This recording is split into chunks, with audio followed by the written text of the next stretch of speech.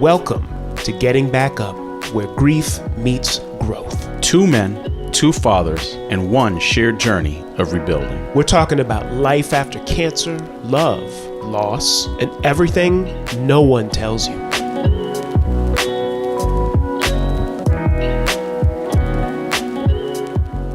I'm David McClain. And I'm Jamal Jones. And this is Getting Back Up, Finding Life After Death. I'm telling you, brother, I remember looking at myself just one day and just thinking, I don't recognize who I am right now. Ooh, that's some real feelings right there. Yeah, it's not even just grief. I mean, everything just is different. Everything I didn't know myself. I felt a little unsettled. I've moved. I've reacted and to different people and different situations, but just sometimes I don't feel like myself anymore. Yeah, I think those are those times where you look in the mirror and you realize that reflection doesn't really look as familiar as it used to be. Yeah, I mean, I think we're talking today about something a lot of widowers are kind of thinking quietly and carry it to themselves. Yeah, I'm not the same. I don't look like, sound like, feel like myself anymore. And a lot of times you feel like you're a stranger in your own body. And that's a tough feeling. Yeah, so today we want to kind of make this conversation around feeling comfortable with yourself, just feeling whatever kind of normal is now. And rebuilding takes some time. And maybe that's the stage where you are and just kind of recognizing that it's there. Doesn't mean that you're lost, just means that you're rebuilding. Yeah. So I know for me, that experience was one of the strangest parts of loss and grief and then recovery, right? The whole process of getting back up and finding life, right? And it was the challenge of, like my identity. And we talked about this in previous, probably early on in these conversations, like your identity. I know my identity was so tied to being a husband, being a father, and just all of these regular routines around that. And like I wasn't navigating each day as one person. And now I'm navigating every day as one person's decision, taking care of 3 kids. Yeah. Right. Yeah. That's totally different. So talk about a stranger. Yeah. You go through that for 12 years, in some cases longer. Right. But that's talking about identity, changing your identity. It's like game changer. Yeah. It kind of understanding exactly who you are is changed. So, yeah. Yeah. And I mean, you don't just go through that emotionally. You go through it, practically. Your routines change, your role change, your future changes. Like all of these potential plans, dreams, hopes that you had as a couple are scattered. They're, not to say thrown out the window, but completely turned, completely different now. And as you said, that going forward, you all these elements that you talked about, the father, you're a husband now as well, protector, right, providing guidance. You don't take all of that in one package. You're trying to, but you have to recognize it could be up here, down there. That's just how it is, and that's when you don't feel like you recognize yourself. Yeah, I know. For me, like if I think back to like some of my experiences and some of like just those moments where I did feel like, who is this person and what am I doing? I talked about the morning routines, right? Especially, for me, when my late wife passed away, my mother-in-law lived with us at the time. So she stayed living with us for a few months.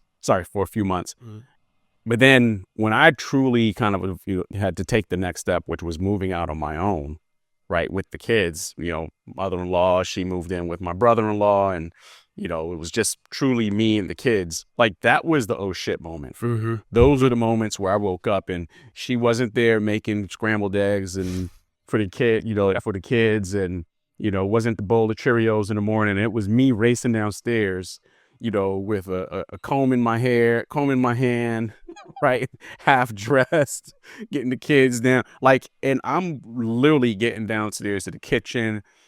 Kids are just like scrambling to figure out lunch or breakfast or whatever, and what are they going to eat for lunch? Are they packing? This is all stuff that like it was a collective community that used to be doing this together. Now it's just me holding it together for the kids. And those were the moments where I was literally like standing in the mirror and looking at myself like, what the fuck am I doing? Like, who the heck is this? Did you think it was all going to blow up for you though at some point? And that, because the alternative is what if you're not doing all this stuff? I mean, the alternative is, to me, I think the alternative is it blows up, right? Like in those moments that it was more like shell shock. Okay. Right. And you know, I've never been in military or anything like that, so I can't even fathom what it is to kind of truly be shell shocked. But you watch movies and you see people, and there's a grenade thrown and they survive, but the blast itself disorients them, right? And they kind of like stand there, you know, with their vision blurry. This, like, at some point they come to clarity and they're like, oh shoot, I got to get out. Right. That was for me what it was a lot of times. Like for many times it was like literally staring in deer in the headlights, you know, shell shock at the moment. Like, oh my gosh, like, I can't believe I'm here. Right. Oh my gosh, like, okay, this has changed, and you need to change, and you need to adapt to this new person you are. Yeah, that was the hardest part, realizing that I am no longer the same person, positively or negatively, right? Like, I am no longer the person that I was X amount of time ago, and I think that part was revealing, and embracing that though too, but just saying, yeah, there's no possible way I can be that person. Yeah, I mean, because all of this is taking place. Well, I mean, that's the accepting part. Like, there's a part of, I think so many of us, even though this change has happened, we're trying to hold on to our old identity, right? This old definition of who we were to our family, to our friends, to our children. And, you know, it's going to change, right? Like, you have to change. Yeah, I think you go through this period of time where you're fighting it and you're in kind of denial that it's changing. And in some cases you are feeling guilty that it's changing because it's who you are, this new person that you're becoming. You get to these moments where you're like, man, I feel bad because I used to be this way and I'm not anymore. Right. And that I think is kind of the adaptive process of it. You know, what were some experiences you had, like, that you thought? I think it really was about going to places I once enjoyed before, when Nolani, my late wife, was around. I think in particular, there's this one brunch spot that when we were dating, we would go to every Saturday and Sunday, or at least one of the Saturday or Sunday, maybe not both days, but at least one of them. And it was just a part of our routine. And we enjoyed it. We'd look forward to it. And then it kind of set the tone for the rest of the week. Right. And the same place that we went to when we were dating, we introduced our children to when we were married. And it was the spot. Oh, we're going to go to this spot, and the pancakes. You know, pancakes. Oh, yeah. And the pancakes so good that married women will leave their husbands because our pancakes are good. Yes. Come on now. This guy's a chef on the low, just so you know. He can throw down breakfast for sure. For sure. I don't know about anything else, but breakfast. Yeah. Maybe we need to expand on that a little bit, don't we? But anyway, so we'll do that, and we'll do the cooking part, but whatever. So it now became this place that we went back to when Nolani passed with the girls, and we made these little pins that have high heel and her birth and death date on it, and we wear it on that day and go to this spot. Nice. Each year. Yeah. In the last maybe in this last year we didn't go. I can't recall. It's been about 4 years since Nalani passed for me. I'm trying to think if we went this year. I think actually we did. I think we did go this year, but it wasn't something where the girls were, "Hey, let's go, Right. let's go." It was more that something that I'm kind of pushing a lot. Right. Right. So a place that was part of routine has now become a place of commemoration Mm-hmm. annually. Mm-hmm. So I think that has really changed, and I'm not recognizing.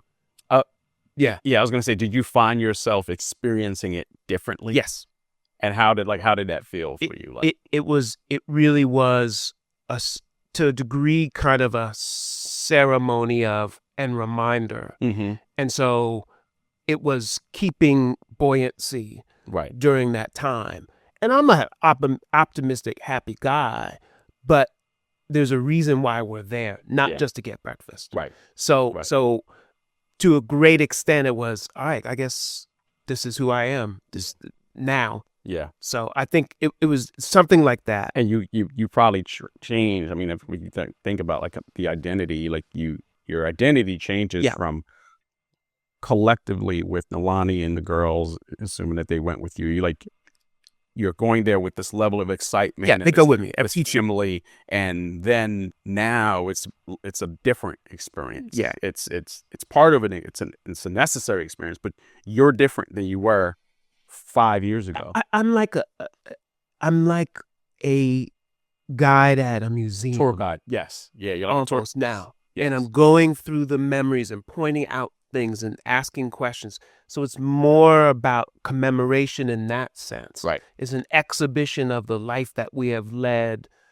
What came before, let's remember it. Just like a museum does. Yeah. Remembering the history behind this piece and why and all of that. So I'm more that Right. than just, hey, we're just hanging out, just having a good time eating these fantastic pancakes. Hungry Dave versus tour guide Dave.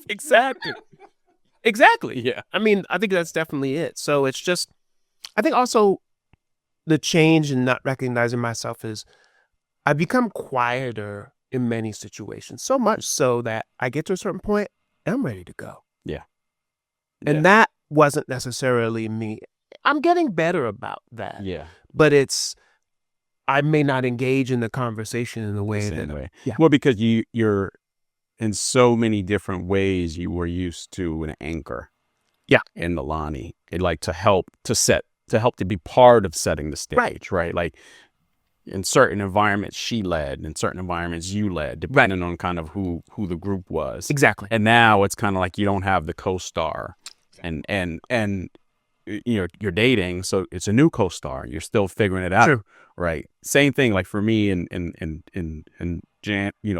Janice, my late wife, same. We had the same. There was a dynamic where it was kind of like in certain crowds, this is her lead, I follow. In certain crowds, it's I lead, she follows. We kind of play the position and play the role. And then now it's changed, right? Like I'm remarried and it's a different co-star. And we earned each other's, we picked up on each other's cues, like, you ready to go? I'm ready to go. Let's go. We saw that. Let's make our exit. Yeah. Now, right? And that, when you don't have that, like you're not used to it. You're like, you've got to figure out your own window, your own kind of role. Your role changes. Yeah. Your identity changes and everybody's treating you differently. Yeah. And they don't realize it. That's true too. Right. Like they don't realize it as much as they are like, hey, it's Dave. Right. They don't realize they're treating you differently. That was something that I remember. I think so too. And then also covering certain conversations. Does that skate over into something he's still working out? Yeah. And we talk about trips and couples and all the, do we need to approach this differently? Because we know Dave's situation, certainly maybe at that time. And I appreciate that, but yeah. And if you think about like even that dynamic presents this element when you talk about identity, even that dynamic presents this element of I am now Dave 4 years later. I am now Jamal almost 9 years later, right? In this new phase, in this new period of life, post-loss, I have gotten through this exercise of grief, or I'm still getting through this exercise of grief, depending on where you are in the process. And here's what I believe my identity is now. Mm. And you are trying to tell me Huh. what my identity should be. Right. Or you're trying to craft or adjust or adapt to where you think I am. And that affects my identity. That affects, it's like perception, right? It's kind of an external pressure to define who we are. Right. Right. When we are still trying to figure that out ourselves. Yeah. Yeah, exactly. No, I think that's a really good point. So I think also the other thing, just this sense of understanding who I am, that I think it's exactly what you spoke to about. They see you a certain way, and they want to almost congratulate. Oh, you're doing so well, right? And that's appreciated. Yeah, I'm not saying it's not. Yeah. What else am I gonna do? Yeah, do I have a choice? It's just I'm not like. So again, I appreciate it, yeah. And it's nice to hear that encouragement and acknowledgement. Mm-hmm. I am making sure that we all are as well-rounded as possible. Maybe disorienting for me because I still have to deal with my moving forward, but then there are I have to take care of the girls and their sense of moving forward themselves. Right. When school, just the stressors or the different events that they're going to, the social pressures or whatever. So I'm still backstop on all of that. Right. What am I going to take that away? And come on now, I still got to do all of these things. Yeah. So yeah. No, I think that makes sense, and I think when you think about where we go, right, and kind of the change, I think one is kind of dovetails into like this version of who you are before the loss. And then this version of who you are after the loss or whatever trauma experience you go through, right? I think there's a part of it where like you're now like you're in a different life, right? Like think about like you're in the Widowverse. Like if you think like for those of you with theater near you, come into you're like into the Widowverse, right? Like the Spider-Verse. And it does. It kind of creates this alternate reality. Where everybody, including yourself, had this vision of what life was going to look like, had this view of what the world was going to be. You had this view of what the world was going to be for you and your family, regardless of the dynamics that you had going on. Right. And now everybody else additionally had their own view of like who was Dave and Nalani, who was Jamal and Janice. And now and the kids. Right. And now like that verse has changed. Right. That storyline has changed. And I think so much of it is like in parallel in your identity, you're like, well, what did we want to be when we grew up? Well, this is reality. This is what we're becoming. And it overall it could be a disruption for you. Like, no, guys. But you're trying to get unstuck. Right. You are trying to. You can't go back. So you have to kind of move forward. So yeah. I mean, I think the thing about it, like where this shows up, is like every day. Like it's like the everyday life, your conversations, like I talked about earlier. Just getting through the morning routine. Like it's something as simple as that. Like your identity changes in that. Your role changes, your identity changes, like how you pull that together changes. And that's important. Like the conversations, the way you see yourself ultimately, and this goes back to one of the things that as I thought about my identity after loss, after losing, at some point in time I stepped into this role and it became part of my identity. And my wife Jordan now talks about it in the context of I had this identity of the mom dad, right? And the sense that I had to step up and learn how to do it all and learn how to be all things. And that truly became, for better or for worse, part of my identity. The worst part about it was this element of like I could do it all by myself. Right. Like I don't need help. Not that I don't need help, but I'm not asking. I'm moving too fast to take time to pause and think about when I need help. And that was kind of this part of my identity that I needed to be all things to my kids in particular.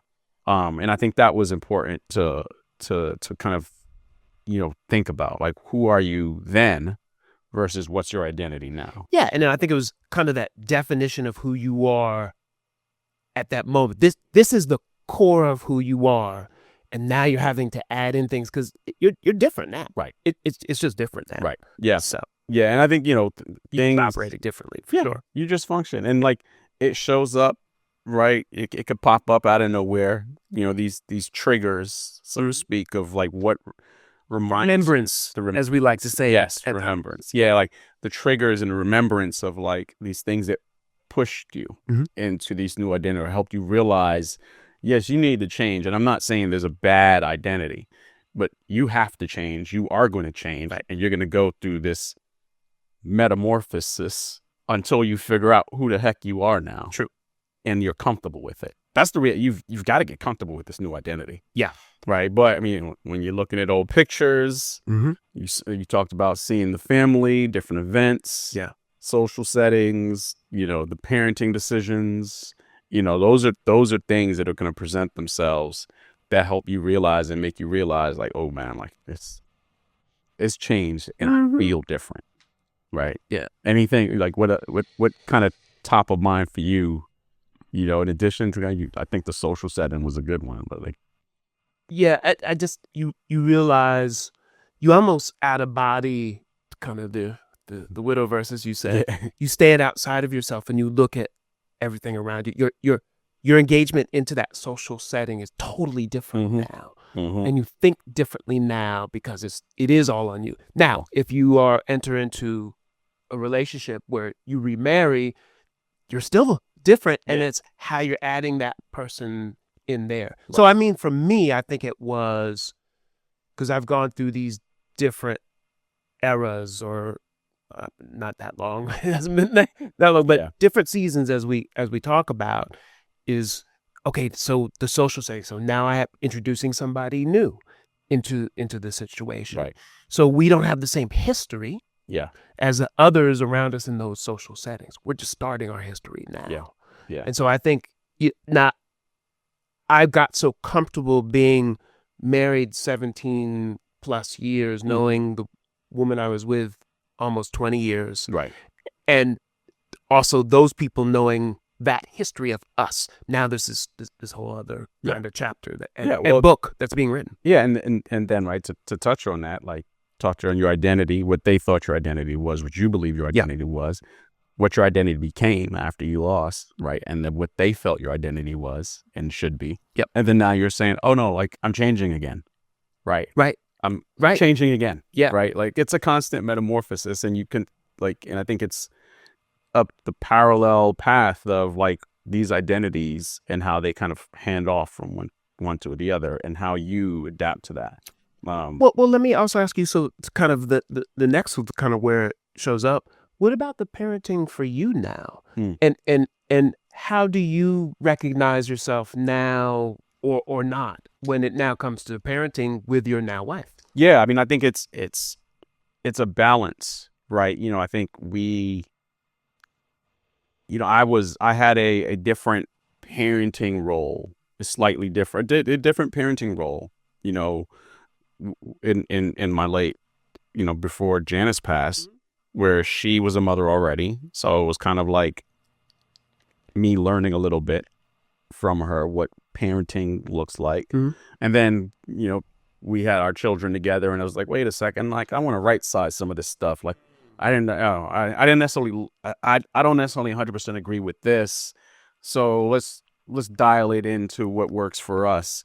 And so it kind of went from like a follow, then co-lead, right? And then into me doing everything, and then got remarried and started a family over with my wife Jordan, or added to your family, right? And now it's like, oh well, parenting for me feels different, right? It's different. It's also me taking it. It's kind of this tag team effort, but also me recognizing that, wait, hey, like there were things that I didn't love about being a stepdad, so to speak, when I first got married, and that to Janice, and I don't want to do this. I want to adjust this. I want to make these changes. But I think part of it also is, in the part where the identity kind of gets a little scrambled sometimes, is in passing on the memories to the kids, right? And kind of making sure that I'm giving the storyline that existed, not just my view. It's kind of like, hey, this is my person. No. I've got to like give this memory or give this experience or give this narrative for both me and Janice, right? The kid's mom. So it's like in some cases, like the identity part is kind of like trying to bring forward what would Janice say? You know, what would WWJ, right? What would Janice say Yeah. in this? What would she bring to this story or this memory or this lesson? That part kind of gets a little, I struggle with. Okay. Right. And I think you struggle with what was the lesson that Lonnie would pass? So the obligation of parenting, the obligation of in the absence of that mother, Yeah. essentially. Yeah. I think that's the one area now today where, particularly with, you know, the kids that you know, Janice and I, my late wife and I had together, that's the part where the identity piece is like, man, like, how do I bring her voice to this lesson? How do I bring her voice to this experience and let her be part of this moment? And that there's an identity. Like I think you always struggle. I mean, this is 9 years for me, right? And it doesn't go away. The identity battle, the challenge doesn't completely go away. Right. And I think there's always an element of it where you're gonna have to like try to navigate that. Yeah. You know. Yeah. As you also add in what your now wife brings to that. Yeah. That Exactly. situation. Yeah. So, you know, I think that's something like I think in the tune of like, you know, we talked about what are the things that surprise you. That's the thing. That's honestly one of the things that surprised me. Like, it's 9 years and I still struggle with the identity piece. Like, the identity part is still there in the social settings, in the family dynamics, when you see, you know, family members, you know, from, you know, the other side of the family, or you engage. I mean, you recently went through that a little bit with you know, some health issues in the Lonnie's family. You're like, you know, so it's like, it's interesting how those things still like, wait, what's my role? True. Right. Very much so. You know, I think that's something that surprised me. Yeah. I think just that dynamic, as you said, it's, if she were here, how would she do it? Do I have the same gravitas as she does? Can I suggest we do this and the other? Exactly. Will I be heard at all? Or, you know, so I think you're right. Yeah. But yeah, just to kind of finish it up with where it kind of shows up is you feel emotionally numb, and that's okay. And what moments that kind of used to excite you may not. Yep. And I think that is the symptoms of where you are with the grief and loss, and it shows how human you are. And numbness, it may be numbness, but it may be adaptation. Yeah. Like I think you could call it numbness, and sometimes it's like it just doesn't hurt as much. Right. And I think it's okay for that process. It's okay to also know the difference. Yeah. Right. If you want to know the difference, I think it's helpful to kind of tune into, like, am I numb or am I adjusting? Yeah. But I do think like those become those moments where it shows up, and it may surprise you that it showed up the way it did. Yeah. And what surprised me really is, I don't know why I thought it would last a certain amount of time. I think that's what surprised me. Yes, I know when I think about it logically, I know it's going to last. But I think it's all these little episodes that continue to happen. I think it always will kind of surprise me how long that feeling kind of lasts. About I'm not feeling like myself. Yeah. Maybe there will be those reminders, but yeah. Yeah. I think there's a part where, you know, to your point, like how long it lasts, like I said, you know, there's times that I still deal with it differently. And again, it's not this deep grief. It's more just like, man, like this moment, this experience, this social setting, this conversation with a family member, or this text message that I received, or whatever, like, and you get these, it's like somebody poking you, right, a little bit, and reminding you, like, oh yeah, like taking you back to that point. It takes you back to that point, but it also takes you back, like, wait, where should I be? Yeah. Is right. Is who I am and how I am okay right now? That's right. Yeah. Is who I am and how I am acceptable to everybody, right? Friends, family, kids, etc. Like, and I think there's that pressure where you always second guess where you are in your grieving process. Yeah. Are you far enough? Are you too far? Right. And then is your, like you said, like, is the identity piece, like, how does that, like, it's where I am right now, okay with her. Is it healthy? Is it? I totally agree with you. I mean, because so often people just think grief is only sadness. Right. That's the only expression of it. But sometimes you're just trying to figure out who you are, Mm-hmm. and that's going to show in kind of many different ways. So what surprised me about all this, and what I didn't expect about this whole process, is that how much it can change your personality and how long that could exist of, as you said, this metamorphosis that's happening. Yeah. You forget it. Yes. If you're not feeling, then you're not healing. Yeah. No, I think so. I could be wrong, but I didn't think I was an asshole I don't think. before Janice passed away. Okay. She might have thought I was an asshole. Right.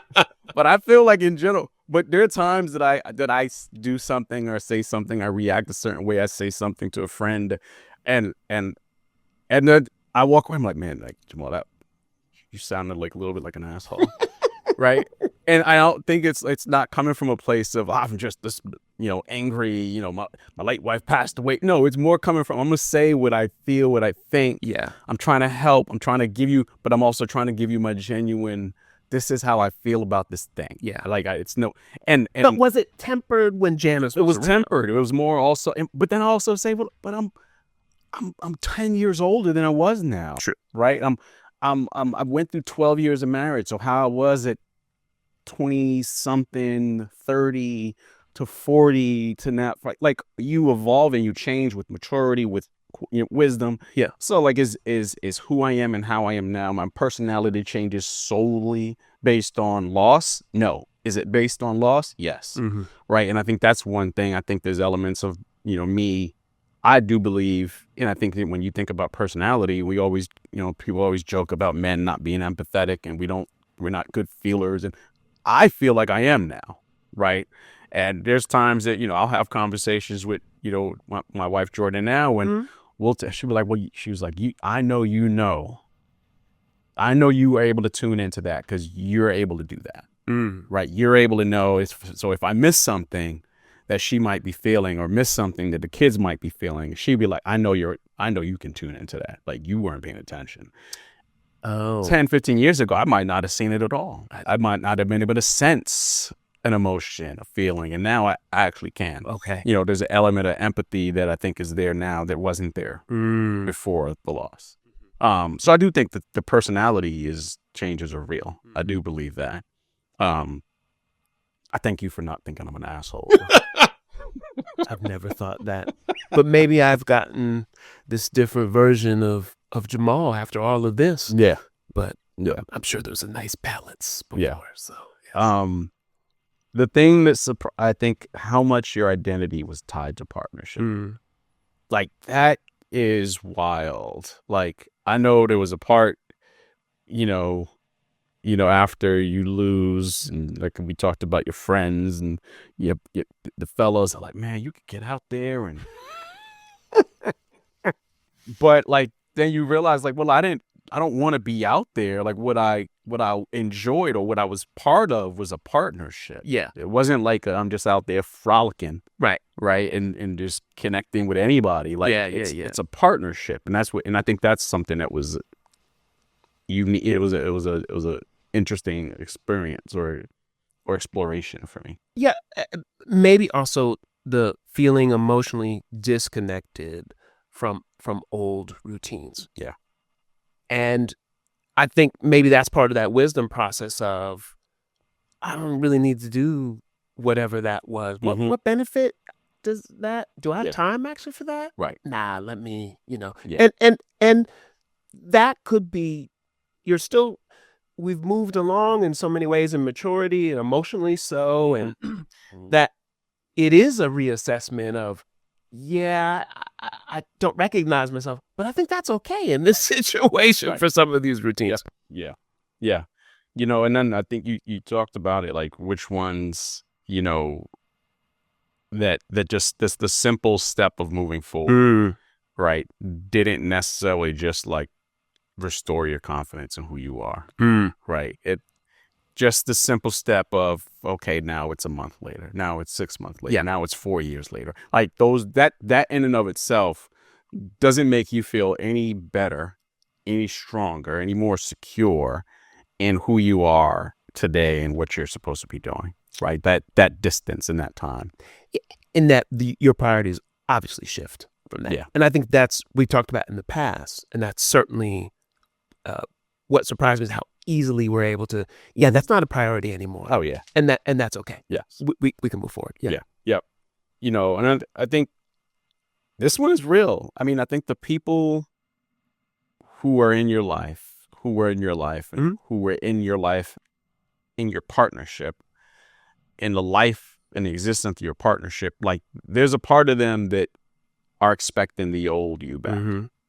And, when you talk about personality changes, priority changes, like all of these different changes that you go through, like that's probably disorienting for a lot of them, right? And seeing you go through that, I know, like I said, you talk about your friends and our relationships and our friendships and family, and people are like, oh, you've changed. Or you sense that you've changed. And you have. Like, I know I have changed in so many different ways throughout these 9 years for me.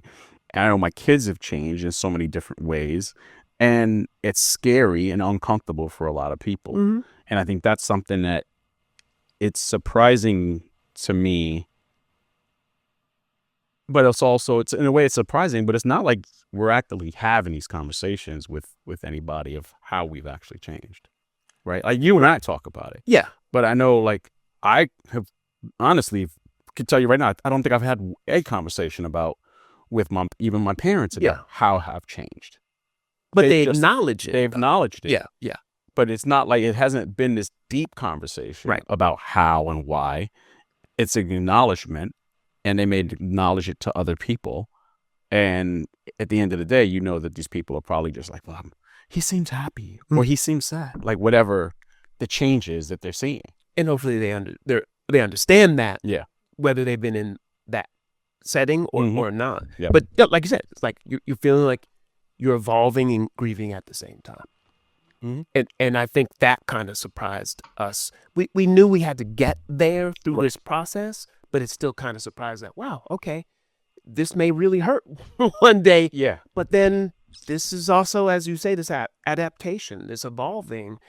And so I'm fine, because as long as everything else is going the route it should, and everybody, kids are okay, and parents and everybody involved, all right, good. All right, yeah. I mean, I think that's something that when you think about that change, the balance of evolving and grieving at the same time, the balance of the changes and the evolution you have to make for yourself, your kids, if you're taking care of kids and children, or whatever kid. I mean, there's people who are going through this who were taking care of a senior parent, and now a partner's gone, and now it's them by themselves are trying to figure out how do they tap into the new community. I think that was one that's you deal with that, and in that evolution, I know where I struggled with pushing myself back to where I used to be. There's I know for me personally, like there were times where I felt like my change was uncomfortable, maybe to the kids or to friendships or dynamics with my family. And there was a balance and a battle, kind of a tug of war of old Jamal and new Jamal. And there were times where I remember feeling like, man, like I know this old Jamal was really comfortable to these people, but this doesn't feel good to me. Like old Jamal and where I was and how I was doesn't feel good to me. So I think I got to let him go. And some of these people, some of my friends, some of my community, my family, and even the kids, they might have to learn what this is like now without old Jamal. Yeah. And I'm not talking about like this massive big change. I'm talking about like these subtle nuances that make you who you are and help to form your identity and how you were. And now it's different, right? I feel the same way. And it's as if after you go through this passage of all of the strife, all of the rebalancing of your life, that there's some semblance that you're recreating again. And I struggled with thinking, no, it's not going to be like that again. And so I think further to this idea of where I struggled is letting go of that expectation of there is no return to normal. Mm. There's a return to, there is no return. Yeah. It's further progression, movement, development. Yeah. Yeah. I think it's, we talked about like the social settings and how you navigate them different. Like it's like you've got to trust yourself. Get to a place where you trust yourself that you can handle it, right? That you used to have a stage partner, right? Yeah. Somebody who you walked on stage with. Yeah. And now it's either by yourself or maybe it's a different person. Right. And guess what? You'll be as fine. Yeah. Right. Like you'll adapt to the new style, the new flow. It's like, a team, kudos to my Knicks, but it's like a team, like, listen, it's a different team than last season. You got one new player or maybe the plays are different, but like you still get on the court and you get a rhythm. Right. And I think there's a part there where you find a new rhythm. Yeah. And also where I think I struggled too is this feeling disconnected while you're trying to effectively parent as well as you possibly can.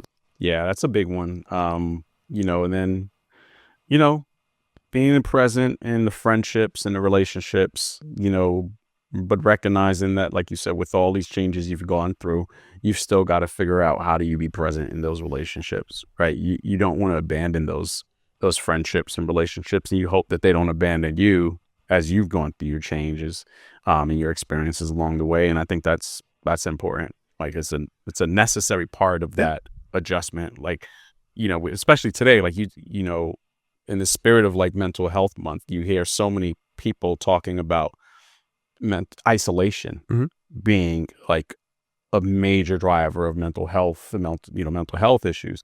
And like that can happen in this experience. I remember feeling like I isolated myself from different people. And then at some point I felt like I was isolated, right? Because I was going through different phases of adjustment. Yeah. Right. Yeah. So, and in that, it's this accepting the personal development, the personal growth without guilt.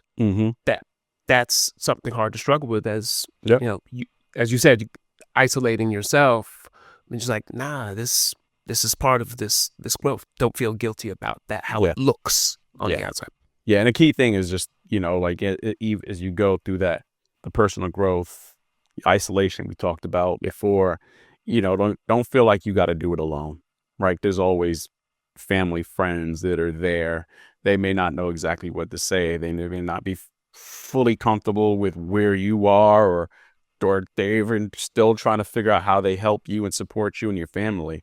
But like, be willing to tap in. And then, I think one is like, just like, you got to give yourself time to evolve through this process. Yeah. Right. It's not like a light switch, right? You have to take the time to evolve through this process and tap into who you are, who you want to be on this other side. What are the things that are important to you now, and how you kind of keep those in front of you. Yeah. Yeah. So, and I think, listen, what's going to make this process worse is you can, we talked about it, like getting stuck in the comparison of who you used to be. Yeah, you can't put on somebody else's timeline. Yeah, you can't. It's got to be yours and have to feel natural. Yeah. So what can make this worse, and I think was what made it hard for me, is trying to rush your emotional recovery. Because I can recall from in a relationship, you kind of had that compliment to help you and talk you through it. And so it's hard to try to find that again, all that you have dealt with. Yeah. So I think that's what could make it worse.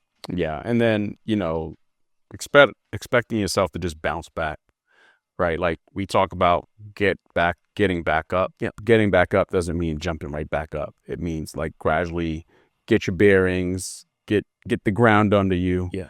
Let the grogginess and the blurriness kind of Definitely. fade away, right? And get through that. Yeah, and what could make it worse too is that you're avoiding something that's new, making some changes, looking at different, newer experiences. Mhm. That can make it worse. Yeah. We talked a couple minutes of isolation.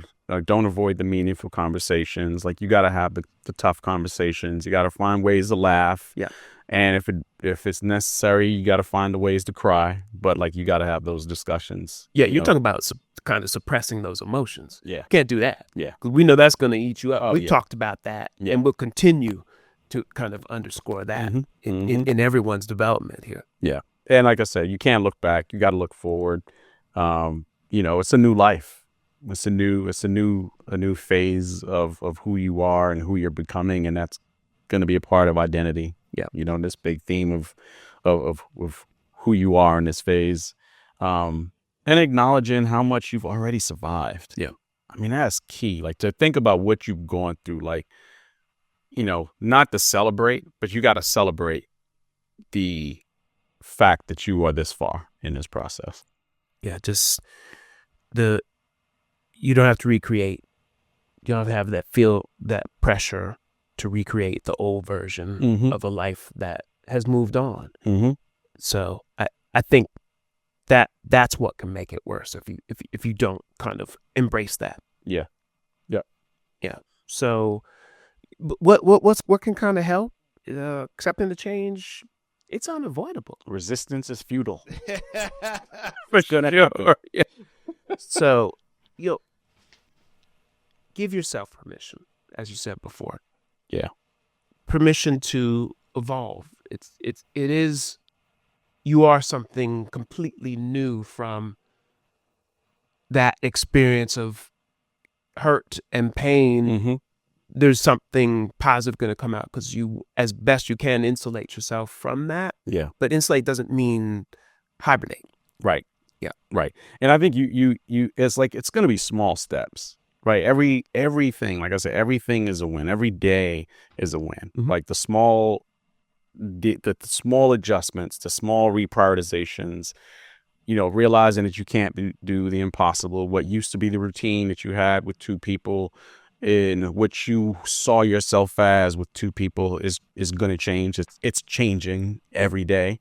I think just be okay doing that, and then honestly, just be open up, find other people in your community, Other widowers. other people who've gone through other type of life changing events. Yeah. That can help you have these conversations. Yeah. Just letting this sense of your rebuilding of your identity, that just let it evolve naturally instead of forcing it, as we said. Yeah. Because you may not like what the result is by doing that. Yeah. And then I think the biggest thing is you're going forward. You're not just getting back up. You're going forward. There's no reason to continue to dwell on what used to be, what you used to be. It's good to reflect on it, think about it, but you can't go back. Yeah. So if you're listening to us and you don't see yourself quite the way you do, Yeah. so Yep. know that it doesn't mean you're broken. Yeah. Like it is nothing wrong with you. It's a process. You're just going through the process. just your life has changed in a major way. And as you had said, I like this word of adaptation, and that's what's happening. You're adapting to it. Yeah. I mean, but Dave, what if the goal isn't getting back to who you were? So what if the goal is becoming who you're supposed to be now? Right. Yeah. Like that's uncomfortable. Yeah. But that's that's the reality. Yeah. Right. Like you literally probably spent a significant part of your life as one person doing a particular thing, playing a different role. And like that is now completely different. Yeah. I think what helped me is not thinking you have to be this perfect sense of normal. Yeah. And, I think you also have to realize that like in between the phase is part of the process. Like there's an in between, there's a here you were then there's the in between, and then there's the here you are going to be. The accumulation of all of these steps. Yep. Yeah. And small. Yeah.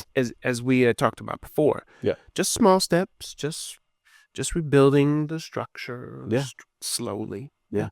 And like at the end of the day, you have to give yourself permission, not ask anybody else for permission.